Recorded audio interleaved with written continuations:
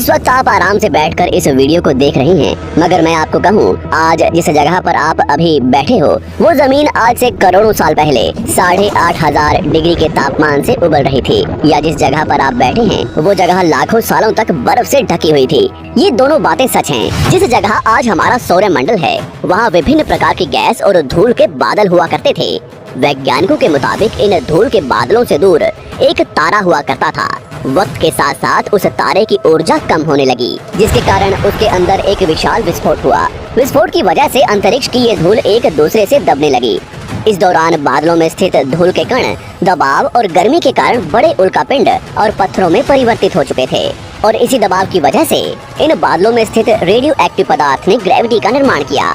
इस ग्रेविटी के कारण बीच में हाइड्रोजन और हीलियम इकट्ठा होने लगे। बीच के इस भयंकर दबाव के कारण एक विशाल विस्फोट हुआ, और इसी विस्फोट के कारण हमारे सूरज का जन्म हुआ। अंतरिक्ष में फैले एस्टेरॉयड यानी क्षुद्र ग्रहों में भारी वजन की वजह से सूरज के करीब आकर सूरज की परिक्रमा करने लगे। धीरे धीरे इन्हीं एस्टेरॉयड में भारी टकराव हुआ, जिसके फलस्वरूप मरकरी, विनस, अर्थ और मार्स जैसे ग्रहों का निर्माण हुआ।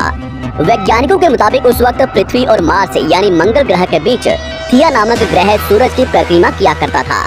पृथ्वी पर ग्रेविटी होने की वजह से सूरज की परिक्रमा करने वाले एस्टेरॉयड अब पृथ्वी की परिक्रमा करने लगे, और धीरे धीरे करोड़ों सालों तक ये पृथ्वी पर गिरते रहे। और ऐसी घटना हमारे पड़ोसी ग्रह थिया पर भी हो रही थी, जिसके कारण थिया पृथ्वी के और करीब आने लगा और आकर पृथ्वी से टकराया। इस भयंकर टकराव की वजह से पृथ्वी के हिस्से कणों के रूप में अंतरिक्ष में फैल गए और एक रिंग्स की तरह पृथ्वी की परिक्रमा करने लगे। इन्हीं परिक्रमा करते हुए कणों में टकराव होने लगा, जिसके कारण हमारे चांद का निर्माण हुआ। उस वक्त पृथ्वी पर सिर्फ एक ही समुद्र हुआ करता था, और वो था 1900 डिग्री सेल्सियस के तापमान पर उबलते हुए लावे का। उबल रही थी वो सारी चीजें जिसे आज आप अलग अलग नाम से जानते हैं। वक्त के साथ साथ पृथ्वी धीरे धीरे ठंडी हो रही थी, जिसके कारण पृथ्वी के भारी तत्व जैसे धातु और रेडियो एक्टिव पदार्थ पृथ्वी के केंद्र में जाकर इकट्ठा हो गए, और हल्के पदार्थ पृथ्वी की सतह पर आ गए। लाखों सालों तक पृथ्वी पर उल्कापिंडों की बरसात हुई, और इन गिरते हुए उल्कापिंडों में जमा था नमक, मिनरल्स और पानी। करोड़ों सालों तक इन उल्कापिंडों की बरसात होती रही, और धीरे धीरे पृथ्वी की ऊपरी सतह पानी से ढकने लगी। वैज्ञानिकों के मुताबिक यही वो वक्त था जब दूर गहरे पानी के अंदर निकलते ज्वालामुखियों से पहली बार सूक्ष्म जीवों का निर्माण हुआ। लाखों सालों बाद एक वक्त ऐसा आया जब पृथ्वी की पूरी सतह पानी से ढक चुकी थी।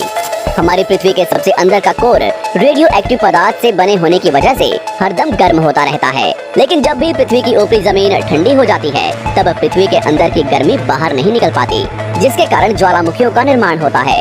और उस वक्त कुछ ऐसा ही हुआ। पानी से ढकी हुई पृथ्वी पर हजारों की तादाद में ज्वालामुखी निकलने लगे, और आने वाले लाखों सालों तक इन ज्वालामुखियों का निकलना जारी रहा, जिससे पानी के ऊपर जमीन का निर्माण हो रहा था। इस वक्त भी पृथ्वी पर वातावरण न होने की वजह से अंतरिक्ष से उल्कापिंडों की बरसात हो रही थी। आज से लगभग 300 करोड़ साल पहले पृथ्वी पर ऐसा वक्त आया जब पृथ्वी का वातावरण लगभग स्थिर होने लगा था। ज्वालामुखी निकलने धीरे हो गए थे, और पृथ्वी का एक दिन 12 घंटे का हुआ करता था। साल बीतते गए, और धीरे धीरे ये सूक्ष्म जीव विकसित होते गए और समूह में रहने लगे। आज से लगभग 250 करोड़ साल पहले पहली बार पृथ्वी पर ऐसे जीवों का निर्माण हुआ जो जीने के लिए ये पानी के अंदर के मिनरल्स यानी खनिज पदार्थ और धूप का इस्तेमाल करते थे, और मल त्याग के रूप में ऑक्सीजन बाहर निकालते थे। इस वक्त तक पृथ्वी पर ज्यादातर ज्वालामुखी निकलने बंद हो चुके थे, और इन माइक्रोबैक्टीरिया की वजह से वातावरण में ऑक्सीजन की मात्रा बढ़ रही थी। वातावरण में ऑक्सीजन बढ़ने की वजह से पृथ्वी का वायुमंडल बनना शुरू हुआ, और आने वाले हजारों सालों तक वातावरण में ऑक्सीजन की मात्रा बढ़ती रही, जिसकी वजह से पृथ्वी के ज्यादातर हिस्सों में ये सूक्ष्म जीव फैल गए। हजारों सालों बाद एक वक्त ऐसा आया जब पृथ्वी में ज्यादा ऑक्सीजन बढ़ने के कारण ये सूक्ष्म जीव मरने शुरू हो गए। उस वक्त तक पृथ्वी का वातावरण ठंडा होने के साथ साथ ऑक्सीजन से भी भर चुका था, जिसके कारण जमीन और वातावरण में स्थित आयरन यानी लोहे के मिनरल्स पानी में स्थित ऑक्सीजन से रिएक्ट होने लगे। और एक वक्त ऐसा आया जब पृथ्वी की जमीन आज के मार्स के जैसे लाल हो चुकी थी। वक्त बीतने के साथ साथ धरती की टेक्टोनिक प्लेट्स में दरार होने लगी, जिसके कारण पृथ्वी के अंदर का लावा जमीन की तरह कई लाखों सालों तक खुला उबलता रहा। और यही वो कारण था जिसके कारण पृथ्वी के वातावरण में कार्बन डाइऑक्साइड की मात्रा बहुत बढ़ गई और पृथ्वी पर एसिड की वर्षा शुरू हो गई। एसिड रेन की वजह से पृथ्वी का तापमान घटने लगा और तापमान इतना घटा कि पृथ्वी के ऊपर स्थित पानी बर्फ में परिवर्तित होने लगा। पृथ्वी पर पहली बार भयंकर आइस एज आया। इस वक्त पूरी पृथ्वी सफेद बर्फ से ढक चुकी थी। आमतौर पर जब धरती पर सूरज की किरणें गिरती हैं, तब जमीन उन किरणों को सोख लेती है, मगर क्योंकि पूरी पृथ्वी बर्फ से ढक चुकी थी और क्योंकि बर्फ सफेद और चमकीली होती है, जिसके कारण सूरज की किरणें धरती पर गिरने के बाद वापस चली जाती थी। इसी कारण से पृथ्वी कई लाखों सालों तक बर्फ से ढकी रही, मगर फिर से पृथ्वी के अंदर स्थित गर्मी ज्वालामुखी के रूप में निकलना शुरू हो गई और इन ज्वालामुखियों से निकलने वाली गर्मी ने बर्फ को पिघलाना शुरू कर दिया। इसी बीच पृथ्वी की गहराई में बचे कुछ सूक्ष्म जीव धीरे धीरे बदल रहे थे और अब वो ऑक्सीजन को अपने शरीर को बड़ा और जटिल बनाने के लिए इस्तेमाल करने लगे थे। इस बीच पानी में अलग से भी छोटे समुद्री पौधे निकलने शुरू हो चुके थे। बाहर जैसे जैसे ज्वालामुखी निकल रहे थे, वैसे वैसे वातावरण कार्बन डाइऑक्साइड की वजह से गर्म हो रहा था। वक्त के साथ साथ बर्फ तो पिघलने लगी, मगर धरती पर फिर से एसिड की वर्षा शुरू हो गई, जिसके कारण फिर पृथ्वी ठंडी होने लगी और फिर पृथ्वी की ज्यादातर सतह बर्फ से ढक गई। ऐसा बार बार कई हजारों सालों तक होता रहा और इसी कारण से अब समुद्री जीव धीरे धीरे वातावरण के हिसाब से विकसित हो रहे थे। इस बीच कई सारे जीव और समुद्री जंगल विलुप्त हो गए, मगर जो बच गए वो धीरे धीरे पृथ्वी के बदलते तापमान के हिसाब से ढलते गए और अब हजारों सालों बाद समुद्री पेड़ बर्फ की वजह से पूरी तरह से मरते या सूखते नहीं थे। अब सूक्ष्म जीव समुद्री जीव बन चुके थे। जब फिर से ज्वालामुखियों ने पृथ्वी की बर्फ को पिघलाना शुरू किया, तब ये समुद्री पेड़ जल्दी विकसित होकर फैल गए। धीरे धीरे वातावरण में ऑक्सीजन की मात्रा बढ़ने लगी और पृथ्वी पर होने वाली एसिड की वर्षा कम होने लगी। वातावरण में ऑक्सीजन आने की वजह से पृथ्वी की ओजोन लेयर्स मोटी होने लगी और आज से लगभग 47 करोड़ साल पहले पृथ्वी की ऊपरी सतह पर पहली बार मोसोस नामक प्लांट उगना शुरू हुआ। वक्त के साथ साथ जमीन पर अलग अलग प्रकार के पौधे और पेड़ उगना शुरू हुए।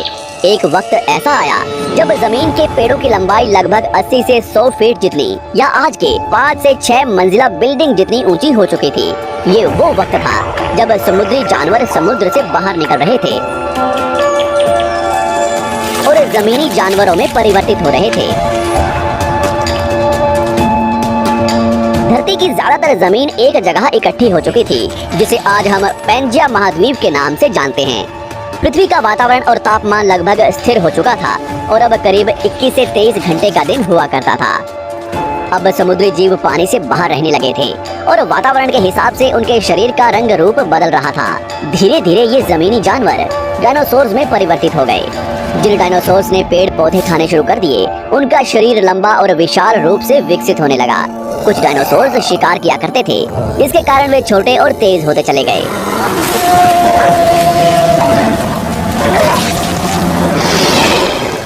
पृथ्वी की ऊपरी जमीन एक जगह इकट्ठी होने के कारण ज्यादातर जमीन रेगिस्तान और बंजर हो चुकी थी। ज्यादातर जंगल समुद्र के करीब हुआ करते थे, जिसमें डायनासोर्स रहा करते थे। आज से लगभग 20 करोड़ साल पहले पैंजिया महाद्वीप टूटना शुरू हो गया।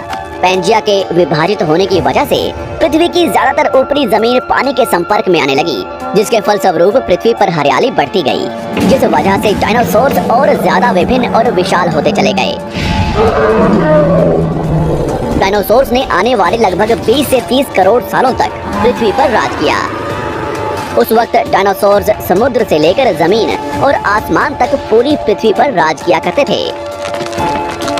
इस दौरान अफ्रीका से टूटा भारत सीधे आकर आज के तिब्बत से टकराया और इस टकराव की वजह से हिमालय का निर्माण हुआ। आज से लगभग 6.5 करोड़ साल पहले पृथ्वी की तरफ आज के माउंट एवरेस्ट से भी बड़ा लगभग 4.5 लाख करोड़ किलो जितना वजनिया उल्का पिंड लगभग 80,000 किलोमीटर प्रति घंटे की स्पीड से पृथ्वी की तरफ आ रहा था। पृथ्वी की सतह को छूते ही उसमें भयंकर आग लगी और वो जलते हुए सीधा पृथ्वी से टकराया। इस टकराव से निकलने वाली ऊर्जा आज के 10 करोड़ परमाणु बम एक साथ फटने के बराबर थी।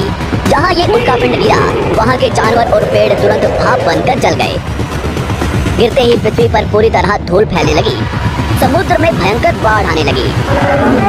भूकंप और आग ने पृथ्वी को जलाना शुरू कर दिया। कुछ ही घंटों में पूरी पृथ्वी के वातावरण में हानिकारक गैस और धूल की वजह से पृथ्वी नर्क हो चुकी थी। डायनासोर्स, घुटन, आग और भूखमरी से पूरी तरह विलुप्त हो गए। इस वक्त हमारे पूर्वज जमीन के अंदर रहा करते थे, जिसके कारण वो इस विशाल प्रलय से बच गए। पृथ्वी का वातावरण पूरी तरह से काला और अंधेरा हो चुका था, जिससे धूप भी जमीन तक नहीं पहुंच पा रही थी। पृथ्वी के पेड़ और ज्यादातर जानवर विलुप्त हो गए। वातावरण में धूल और हानिकारक गैस के कारण पृथ्वी पर फिर से एसिड की वर्षा शुरू हो गई और फिर पृथ्वी ठंडी होकर बर्फ से ढक गई। लेकिन इस बार पृथ्वी की बर्फ लाखों सालों तक नहीं जमी रही और 80 से 90 हजार साल बाद ये बर्फ पिघलनी शुरू हो गई। जैसे ही धरती पर वातावरण फिर से पहले जैसा होने लगा, वैसे ही ये छोटे जीव जमीन से बाहर आना शुरू हो गए। उस वक्त पृथ्वी की बर्फ पिघलनी शुरू ही हुई थी, जिसके कारण अफ्रीका में घने ठंडे जंगल हुआ करते थे और इसी बीच ये जमीनी जीव बंदरों में परिवर्तित हुए। मगर जैसे जैसे पृथ्वी गर्म होने लगी, वैसे वैसे अफ्रीका के ये जंगल सूखने लगे। जंगल की चीजें खाने वाले बंदरों को खाने की कमी होने लगी। खाने की तलाश में इन बंदरों ने अपने पैरों पर चलना शुरू कर दिया, जिससे उन्हें दूसरे जानवरों के शिकार करने में मदद मिलती थी। धीरे धीरे बंदर एप्स यानी वानर में परिवर्तित हुए। खाने की तलाश में ये एप्स पृथ्वी के दूसरे हिस्सों में फैलने लगे और धीरे धीरे उनके शरीर का रंग रूप वहाँ के मौसम के हिसाब से बदलता गया। वक्त के साथ साथ हम आदिवासी बने। हमने हथियारों से लेकर आग का आविष्कार किया। हम धीरे धीरे इंसान के रूप में विकसित हुए। हमने धर्म से लेकर परिवार, भाषा और संस्कृति का निर्माण किया और वक्त के साथ साथ हम विकसित होते चले गए और आज हम इस पृथ्वी की सबसे विकसित प्रजाति बन चुके हैं। पृथ्वी को आज के जैसे बनने में लगभग 450 करोड़ साल का वक्त लगा है और हमें एक छोटे जमीन में रहने वाले जानवर से इंसान बनने में कई लाखों सालों का। मगर हमने इन 100 सालों में जितना पृथ्वी को गंदा और तबाह किया है, उतना आज तक किसी भी प्रजाति ने नहीं किया होगा।